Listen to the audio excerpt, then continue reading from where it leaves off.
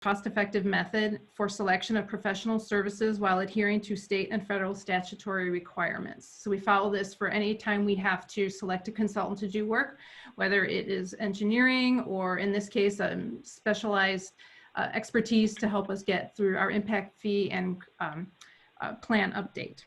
The process begins with a request for a statement of interest, a two-page summary from each potential consulting firm that includes a statement indicating the firm's interest in the project, a short listing of projects similar in scope and magnitude, and a listing of the key staff who would be assigned to the project. From there, the list is narrowed down to 3 firms who are invited to submit a full proposal and meet with KDOT staff for an interview. The applicants are scored, and once the highest ranked firm is selected, the staff begins negotiations on the cost of the proposed project. So that is the process that we utilize to select our consultant. We did select Kimley Horn. They do have some expertise in the impact fee program world, and we were very interested to see what they could bring to the table and help us get along with this entire process. So with that, I'm going to turn it over to the Kimley Horn team to go ahead and introduce themselves and say a little bit about it. So go ahead. Thank you, Jackie. My name is Rory Fansler-Split. I'm a transportation planner with Kimley Horn. We're very excited to be here. I think we've worked with many of you on various development projects and some planning studies in your communities as well. So I will serve as project manager, Jackie's primary point of contact throughout the planning process. And I'll pass it over to Tim for a quick introduction. Hey everyone, my name's Tim Sjogren. I'm a Kane County resident. I live in Aurora and working from Aurora and my home today. I've been involved with many of you working with the impact fee program for well over a decade and working with the county and various county staff on transportation related projects.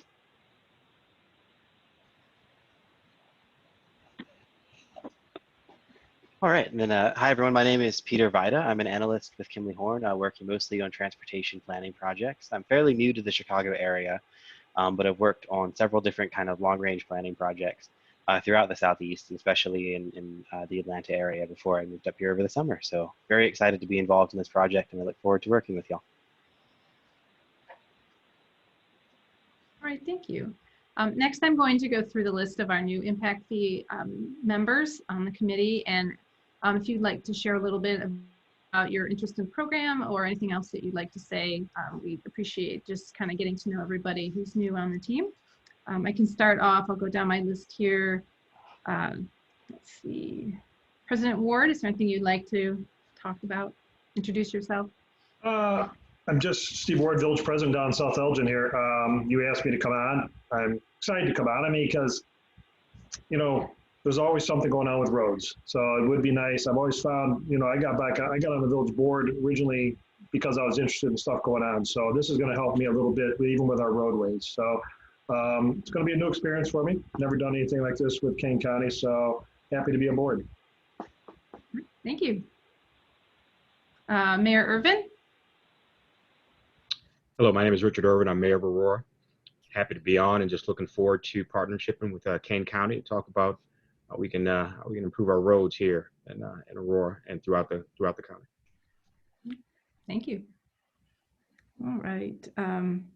John Schultes, I know you're new to the committee. I'll ask you to introduce yourself. Yes, thank you. I am John Schultes. I'm the Governmental Affairs Director for the Realtors Association of the Fox Valley, the Three Rivers Association of Realtors, as well as the Illini Valley Association of Realtors. And I'm very excited to be a part of this committee, and I look forward to participating and helping improve the roads in Kane County. Great. Let's see, who's next? Kenneth, would you like to go next? Sure. My name is Ken Franzese, and I have been involved in the commercial and industrial real estate industry for about 30 years. I've specialized in a lot of Kane County properties over the last at least 15 years. So, you know, working with users and developers and whatnot. So we absolutely understand the importance of infrastructure and the role it plays in business. So I've got a lot of familiarity working with the city of Elgin and some of the other Kane County communities, in various capacities. So, happy to be involved with this one. Great, thank you. Court, would you like to say a few words? Yeah, my name is Court Earhart with Earhart Construction. We're a builder developer throughout Kane, DuPage County. We've been building for a little over 55 years now. Obviously, roads are super important to us all, and maintenance and everything that's involved, but also obviously the costs and everything that goes into it. As a land developer, we see a variety of fees, so I'm always interested in being a part and working with communities. And I actually was on the DuPage County Impact Fee Advisory Committee, and so I'll be looking forward to serving with you all as decisions are being made. So thank you. And Daniel Olsom, I believe I saw you are now joined today. I am. I'm here. Can you hear me okay, Jackie? Yeah, I can hear Okay. you. Sorry. Update or introduction? Yeah, sorry I'm late. I'm actually in transit down at Union Station right now. But so yeah, I'm Dan Olson with Crown Community Development. We are also a land developer across the country, but in Illinois, primarily in Kane County. Excuse me. And we've done Thornwood, Highland Woods, Stonebridge, to name a few. Yeah, we've been both a donor to and a beneficiary of the QUIP program. So we're interested in working with the group and keeping the program going. Great. Yep. Thank you. John Hall. I'm John Hall. I'm a second generation builder here in the St. Charles area, building and developing homes and over the past 50 years. Basically just a first time involved in a process like this, and really looking forward to seeing how it goes and hearing about it and learning and participating. Excellent, thank you. And I believe Marty, you are also new to the group.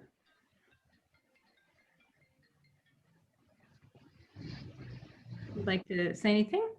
Introduce yourself. All right. Well, I just wanted to give everyone who was new to I'm the. sorry. Oh, go ahead. Thanks, Yeah, Marty. I'd like to clarify that picture in the background. That is not my car. It's CHC28, and I was zooming with my family. So the 3 kids I put to college, I just like to give them a little reminder, if they ever make it big, they can buy that for me. Myself, I've worked for road contracts in the area since 1979, mostly for Palumbo and Pelote. Last 7 years, I became elected official for the Laborers Local in Kane and Kendall County, where we represent 1,500 families in the Kane and Kendall County area. I'm just looking forward to working with everybody and see how this all works. It'll be a learning experience for me. So thank you, and everybody have a good holiday. Thank you. All right, so I wanted to also open it up to our returning committee members. If anyone would like to say a few words about lessons that you've learned being on this committee or something that our new members could benefit from hearing, feel free to chime in now.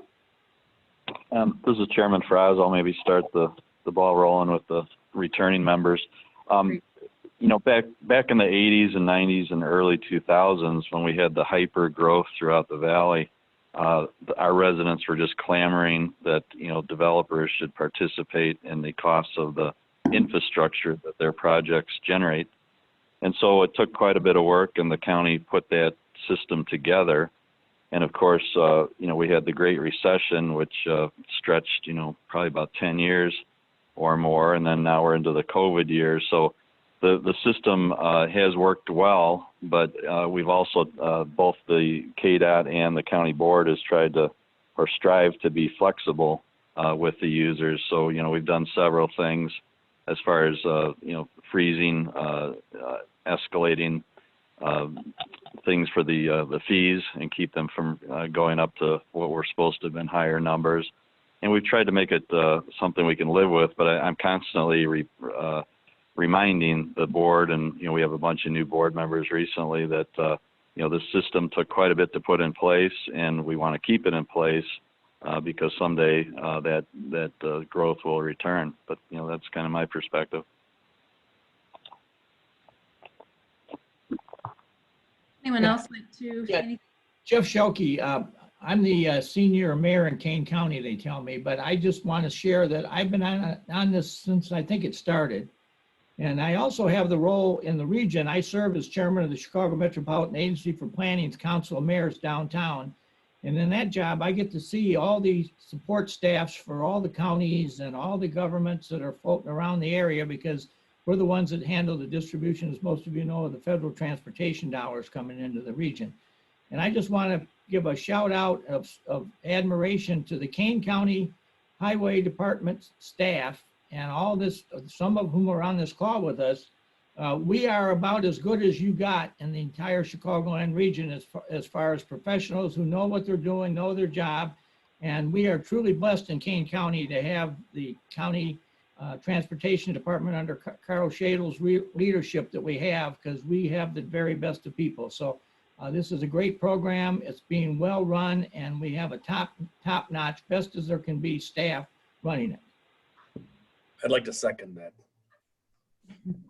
Thank you.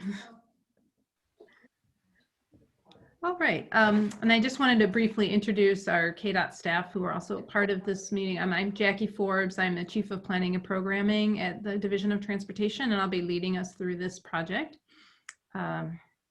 Lisa Larson, would you like to introduce yourself? Hi, I'm Lisa Larson. I've been with the Impact Fee program for the last 3 years, and I've been the interim coordinator since Jerry's been on leave. Thank you. And I also want to let you know that we have, as members and alternates on our board, we have Carl Shadle, our county engineer, Tom Rickard, and Jennifer Becker. So they also are a part of our team here. With that, I think we're ready to turn it back over to Kimberly Horn to lead us through our slideshow here that we have. And I'll let Rory take it back over. Thanks. Great. Thank you, Jackie. Can everyone hear me okay? Okay. Jackie, if you want to click to the next slide, a quick overview. The purpose of today's meeting is to provide a general background of the program, talk a little bit about the schedule and process to update the program, obviously review the committee's roles and responsibilities, and then plan for immediate next steps after the holidays. So first, I'm going to turn it over to Tom, who will provide a brief overview of the history of the program. All right, I just wanted to, before I dive into this, is to state it's going to be a very quickly done history, as well as if anybody wants to meet me and we can talk online or via phone to get more of a perspective of how things developed. Please don't hesitate to contact me, and we'll find a time to go over all this. So, quick overview of the program start. The Road Impact Fee Program was implemented in 2004 by the county. It's been in place for 17 years now. Prior to 2004, the county board had recognized a need to address the impacts of new developments and directed staff to do certain types of products. In the 1990s, we did a number of agreements with primarily developers, some municipalities, where we were addressing all the new development. Most of these agreements included $1,500 type payments that the developer was giving to the county in order to address roadway improvements that were necessary. In 2000, we began to consider the developing of an impact fee program, as the county now had met the requirement of 400,000 residents. Prior to that, we didn't have the population that was required by law. The program relied heavily on previous work, the work of DuPage County, as they were the only other county to have road impact fees in accordance with the state law, as well as their program had been court tested. So we moved forward with pretty much the way they had developed their program. Kane County developed what we consider to be a fair and reasonable needs-driven assessment of traffic impacts. And the impact fee was primarily based on new trips created and the cost of each trip created. And they were, at that time, we had 8 different service areas that were created. DuPage County, for those of you that know their structure, they basically did it by a township structure. So the county board, when they initiated the impact fee program, they initially considered an across-the-board discount that's over the years has ranged around 50% of the actual costs of impact.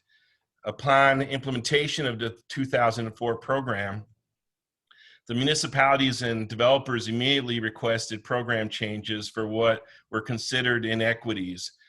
Per the direction of the county board, staff began an update to the program, which evaluated facilities driven. Again, the prior program that we first implemented was a needs-based, but we then immediately started looking at facilities driven approach, where we started to consider the county's adopted capital program. And we also looked at a reduction in service areas to better address actual trip lengths, as well as the travel demand that was seen in the county. Under the smaller service areas, we quite often had situations where improvements that were necessary within each of those service areas, there wasn't really a direct correlation with trip length as well as the travel demand. We also evaluated and developed various exemptions and discounts to include exemptions for certain building additions as well as affordable housing, discounts for not-for-profit groups, discounts for smart growth development that were transit-friendly as well as walkable. In 2007, the county board adopted a revised road impact fee program that addressed the concerns of the municipalities and developers. In more recent years, the county continues to work with communities to address concerns with changes like with industrial and manufacturing land uses and their associated fees, with the creation of additional discounts as well as a land use category called Flex Industrial. So the current program is really, while the impact fee program has been in place for 17 years, the current program is probably more like 14 years. And again, it is focused on the adopted program of the county. So it's a little bit different than the way DuPage County did theirs, but it has been in place now for 14 years. The highlights of the program, essentially, these are some of the highlights.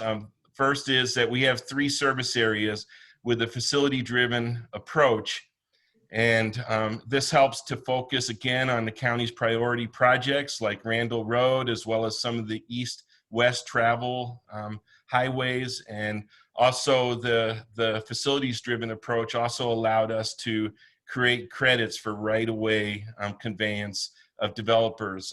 In many cases, the developments like along Randall Road, an actual roadway project might take a few years to develop, but they would be conveying the future right-of-way needs for the project, and we were able to provide credits with the new way that the highway systems were being added to the program.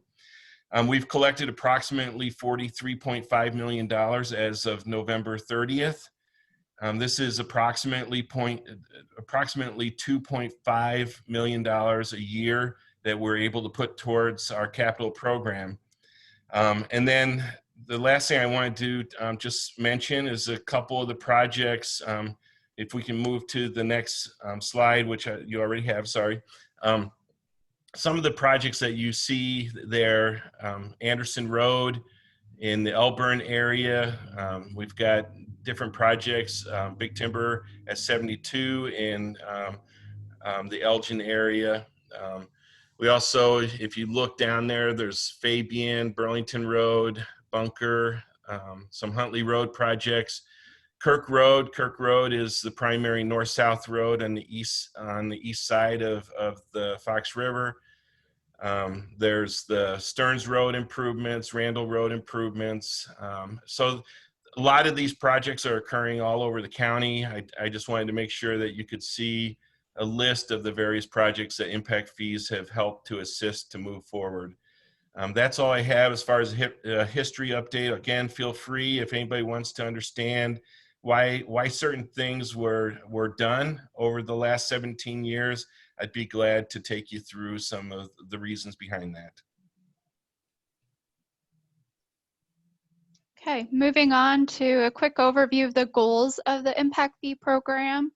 And these goals highlighted on the screen before you are defined by the enabling state statute. The overall goal is to promote orderly economic growth by assuring that new development bears its fair share cost of meeting the demand for road improvements through the imposition of fees.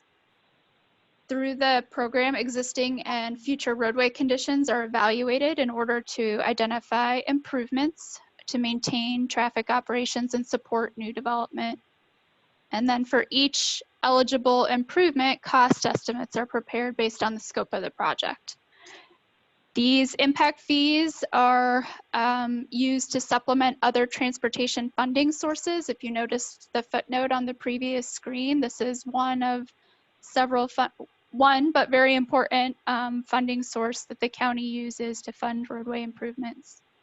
And then ultimately, based on the analysis, a fair and equitable cost share is established for new development. And really quick, while we're on the topic of goals, a question for the committee, based on your experience for the current, with the current program, whether it's as a municipality or developer or representative in the development community, what are some goals we should consider for this update? One example that we've talked about with county staff has been to streamline the process for both the development community as well as KDOT staff administering the program. So I think that's a valid goal that we should keep in mind as we move forward, but wanted to hear from the committee if there are other things that stand out as priorities for this update.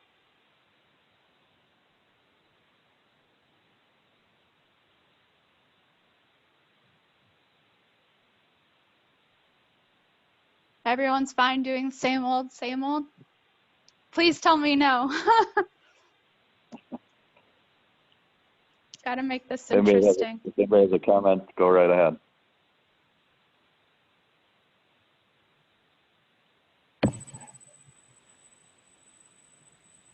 This is John Hall.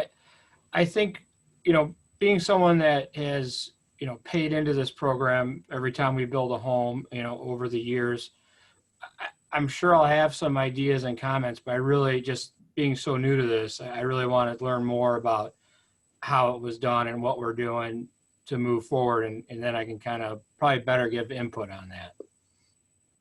That's fair. We can come back to that question as we move forward in future meetings. Hey, Rory, actually, I got more of a question for Tom. Tom, can you explain for everyone the difference between a facilities-driven and needs-driven strategy here?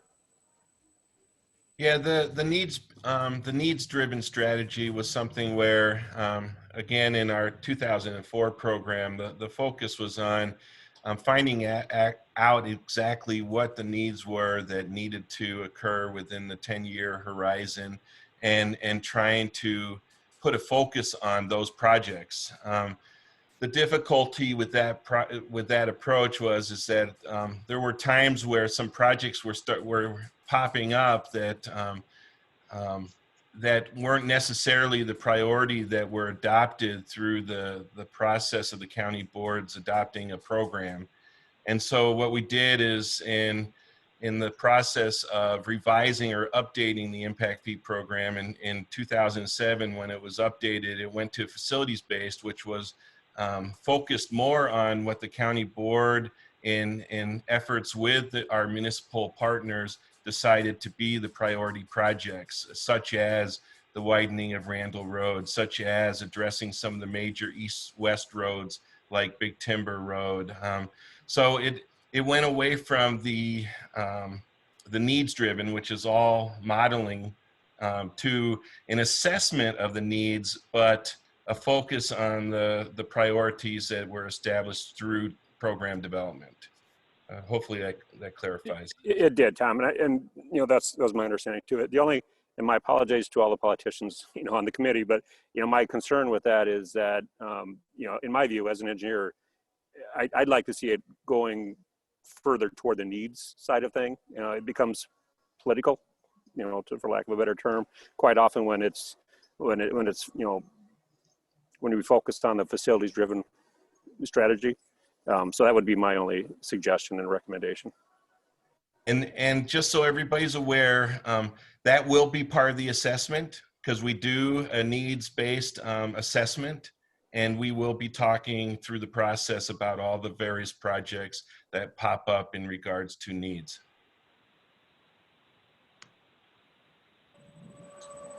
Greg Ellsbury, I've got a question for you, Tom, or just maybe an affirmation to make sure that I understand it right. This road impact fee, that also includes sidewalks, pedestrian bridges, and so forth? I mean, if they're along Randall Road, kind of, for example? Well, any project, since the impact fee program is for county highways, any projects that we do multimodal complete street projects. And so whenever we do a project, you will see sidewalks and perhaps like transit improvements. They will not be paid for with the impact fees, though. The impact fees are strictly for the system enhancements, the system requirements for capacity. And so while the impact fees is only paying for the roadway, you will still see the sidewalks and other types, bicycle improvements, transit improvements. They'll still be included, but we'll be using other funding sources that the county has to do those improvements. So it could fall back on the city or the developer to help pay for that? It depends on what's occurring. I mean, if there's a development like along Randall Road that is being built, those types of developments, we would, as well as the municipality, typically require the multimodal aspect when we're granting an access point. Those are typical improvements that are included in the intergovernmental agreements for improvements along, such as Randall Road, a limited access freeway. Thank you.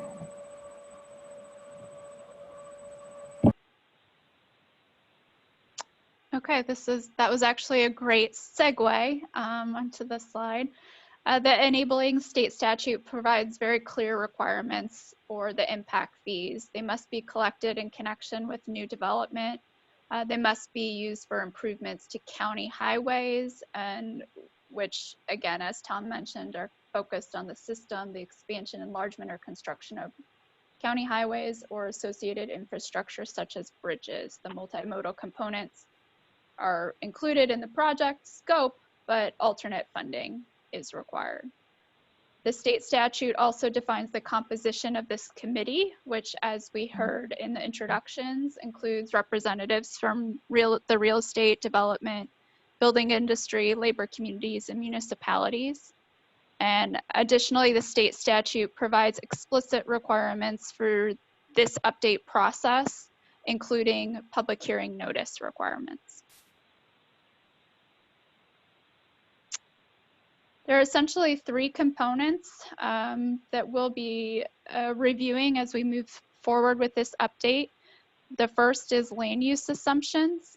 Land use assumptions include household, population, and employment projections, which influence the level of traffic on county highways. Our initial projections will be developed based on the Chicago Metropolitan Agency for Planning, CMAP, onto 2050 plan, and the Kane County 2050 Long Range Transportation Plan. These data sets will be used to project year 2030 traffic conditions on the county highway network.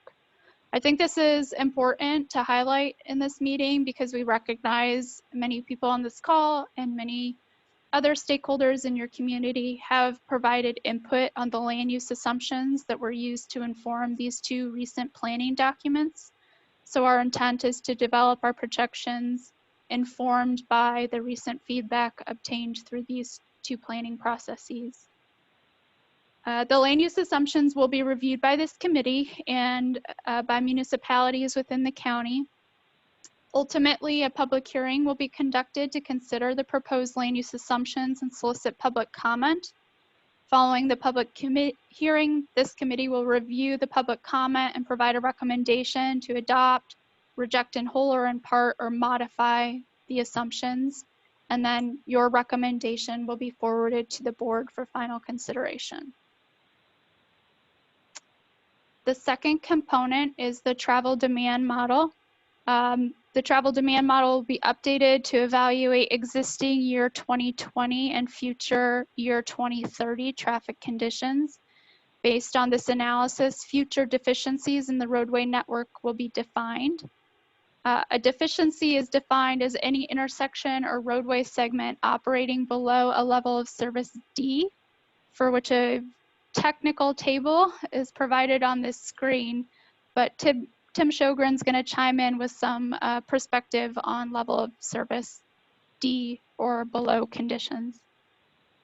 Yeah, I hate talking about level of service. What I like to talk about is the user experience. So I live just south of the Kirk and Fabian improvement that's been taking place over the last couple of years. And as we've reduced that down to one lane, that has been level of service D or below.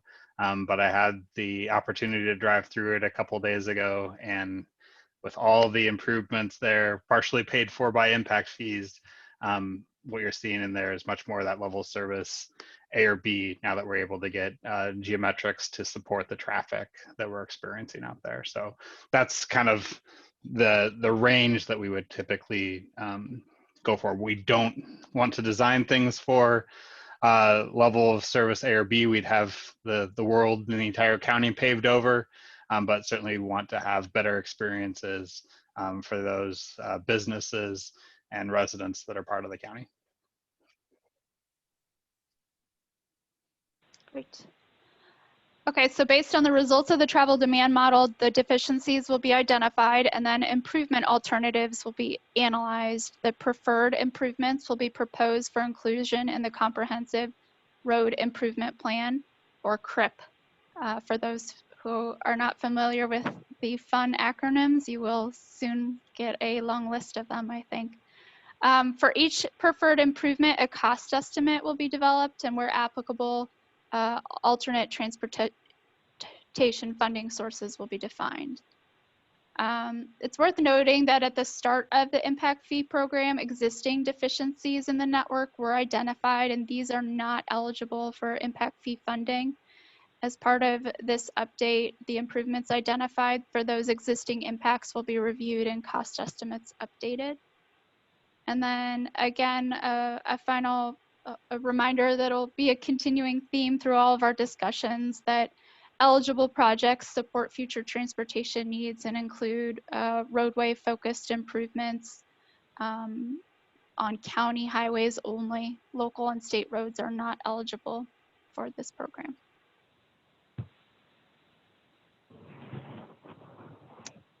A quick overview on the updates process and timeline. Overall, we are statutorily required to complete this update by March 2022. The meetings that are outlined on the screen before you follow the state's requirements. We anticipate this committee will review the land use assumptions in spring, with board approval anticipated early summer. The committee, we would, as a team, be doing a bunch of work over this summer on all of the documents associated with the program, and then we would reconvene this committee in the fall to review the proposed CRIP and ordinance update.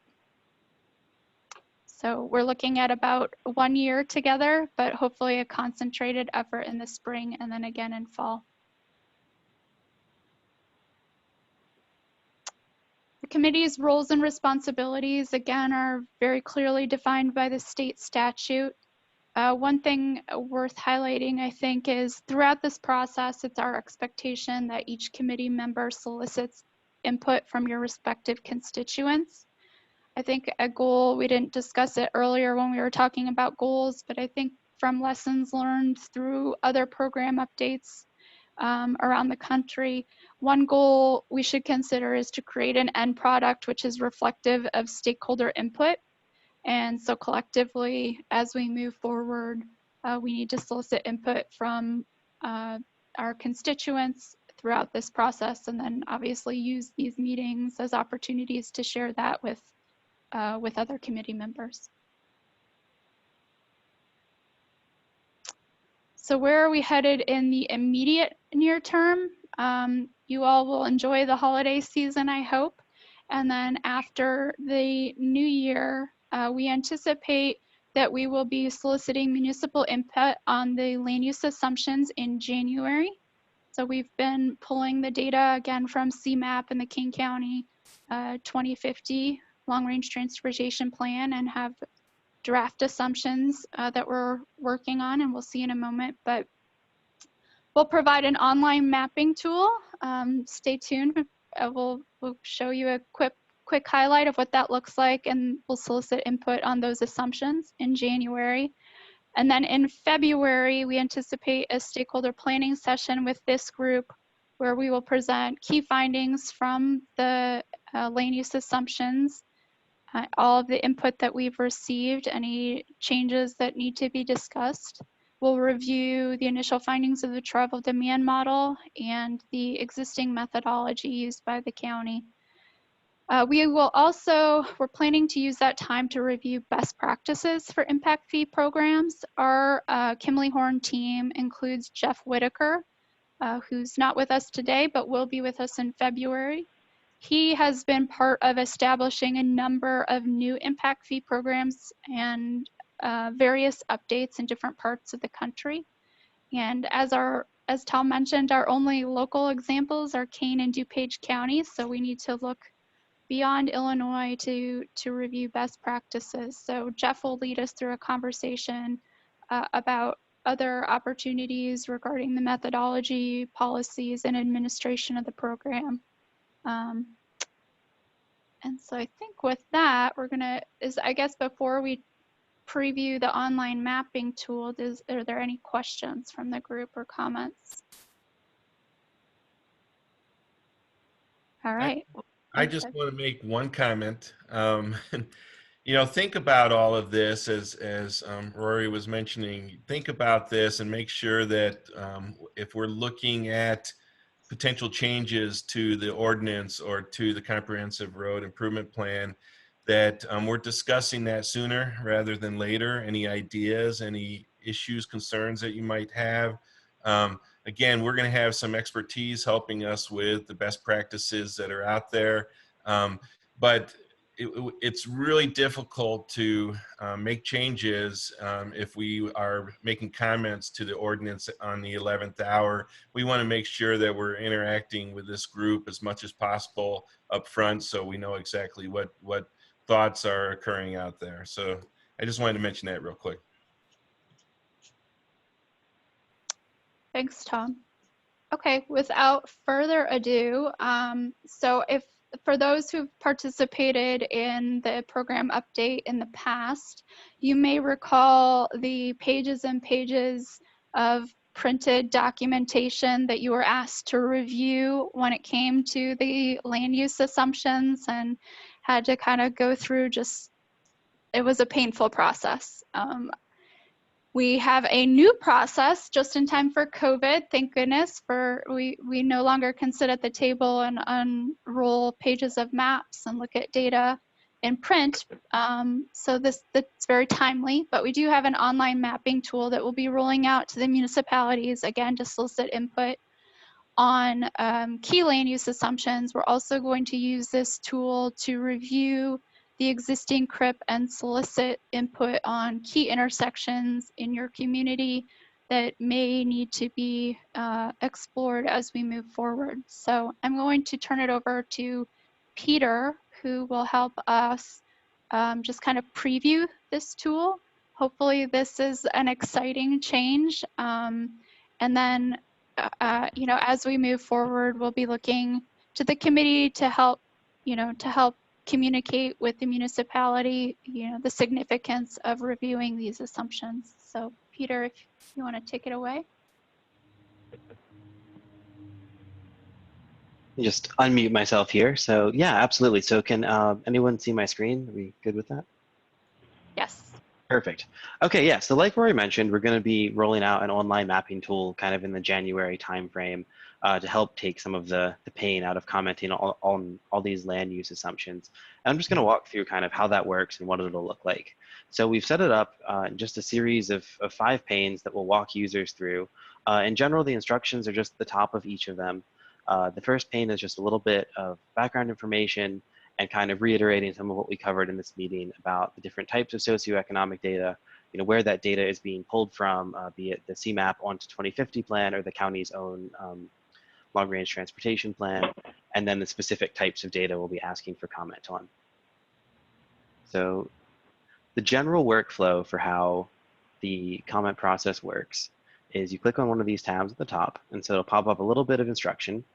And as you can see here, so we've got the whole county divided up into TAZs, so travel analysis zones. And in order to leave a comment, all you have to do is click on one of the zones. So we'll click on this one up in the top left corner here in Hampshire. And then we have the data here. So we have what we saw in 2015 and 2040 for reference. We have the proposed 2020 and 2030 volumes, and then we have the projected 2050 volumes from CMAP and the KDOT plan. And you can see the growth over the study period.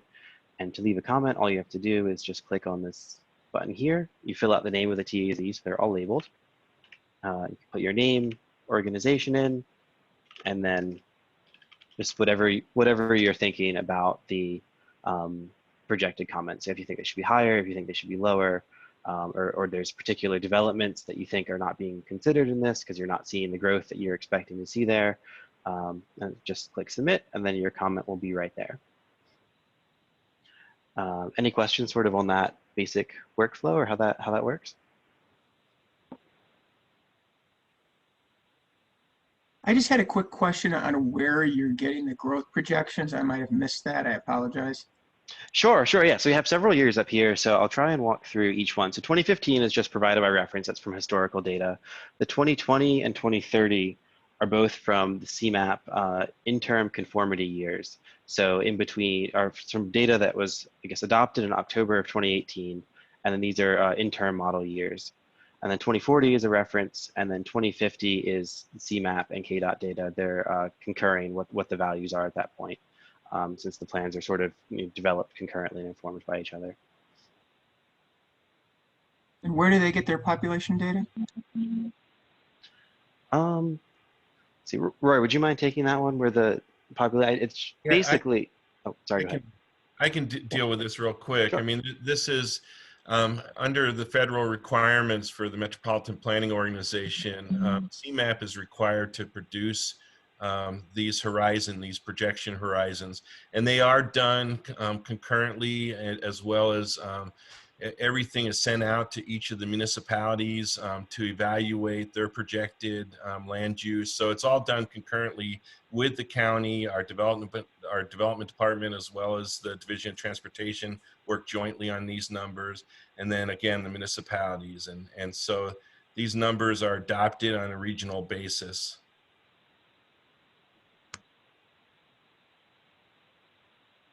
This is Drew Fraz. I do have just one thing I want to clarify. The interactivity that you're describing and the comments, you say people put comments on there. When will that be available? And secondly, when you ask for comments, are you talking about municipal leaders, or are you talking about anybody, the general public, motorists? Can you just go into that a little bit? Yeah. Sure. So, oh, go ahead. Yeah. So the tool will be made available. We're finalizing the data set, and we will be working with county staff to release it in January. It will be sent directly to municipal staff or leadership, depending on the municipality. And it will be a tool used by the municipality only. This is not intended to be opened up to the public, so it'll be a pretty controlled group that we're soliciting feedback from. And then the intent is we would share the feedback with this committee in February. Okay, so I mean, we have a lot of developers on the team here today, so they would have to make their comments known either to KDOT or their municipal leaders in their particular area or where their projects are. Correct. Okay, thank you.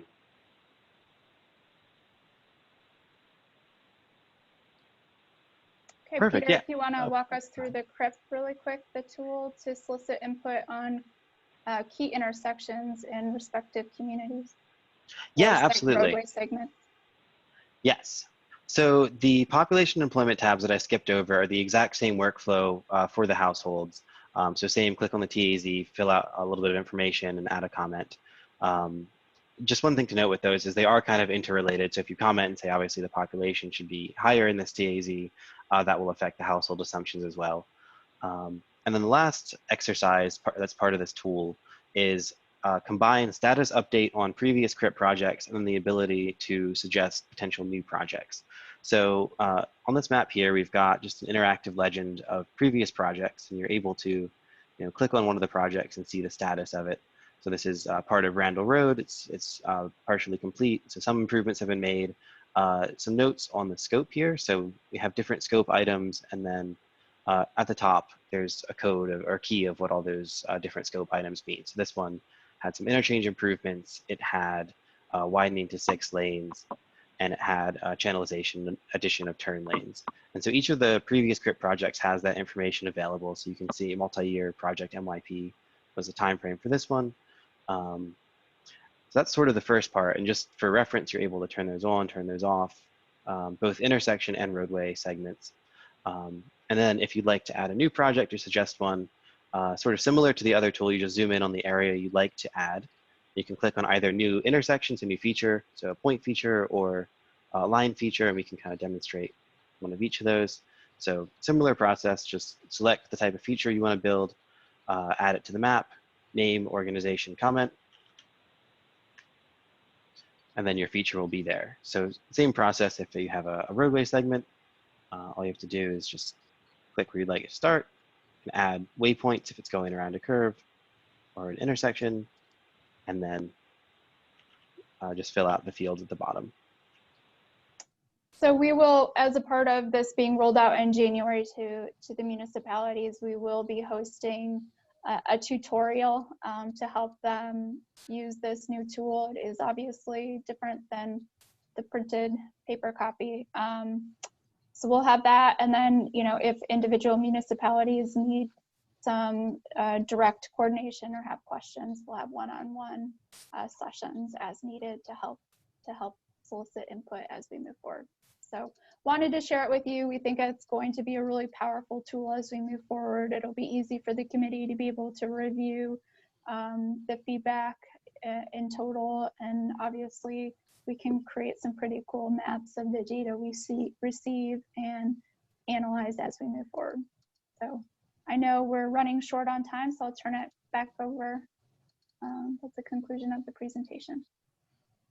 Okay, Jackie, was there anything you had before I move on to item 6? No, nothing. You can go ahead and move on. Okay, item 6 on our agenda is old business and announcements. I don't have anything other than to thank all the participants for not only being here today, but to agreeing to be a part of this process as we move forward. Of course, it's a little tough doing this all remotely, so if you do have any comments, I encourage you to call KDOT, and of course, you're all always welcome at our monthly transportation meetings. I will move on to item number 7, next meeting. As was mentioned, we will have a couple of meetings early in 2021, dates and times to be announced, likely one in January and one in February. Then is there anybody online or at the meeting that would like to make any last thoughts or comments before I ask for a motion to adjourn? Chairman Frost, this is Jennifer Becker. I just wanted to remind all that Jackie set up a very comprehensive impact fee webpage on our KDOT webpage. So if you ever need information, you can always visit that webpage, and we intend to populate it with all the information from this committee and everything related, all things impact fees. So you could contact Jackie for that. Thanks. Great. Good point. Anyone else with a comment or question? Okay, hearing no comments or questions, I'll move on to number 8, adjournment. I wish you all a happy holiday, and I'll take a motion and a second to adjourn. Moved by Jeff Shelkey to adjourn. Leonard seconds. Okay, Shelkey makes the motion, Leonard seconds. Do we want to do a roll call or voice on this?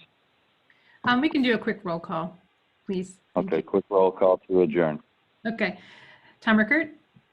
Aye. Let's see. Steve Ward.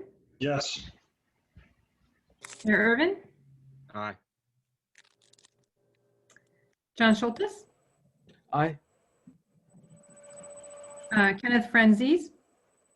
Yes. Court Earhart unfortunately had to leave, so we'll skip him. John Hall Jr., do you want to adjourn? Vote for him? Aye. Okay. And Greg Elsbree? Yes. All right. Motion passes. Okay, motion passes. We are adjourned. Thank you, everybody, for participating. Thank you. Happy holidays, everybody. Holidays. Holidays. Happy holidays. Thank you.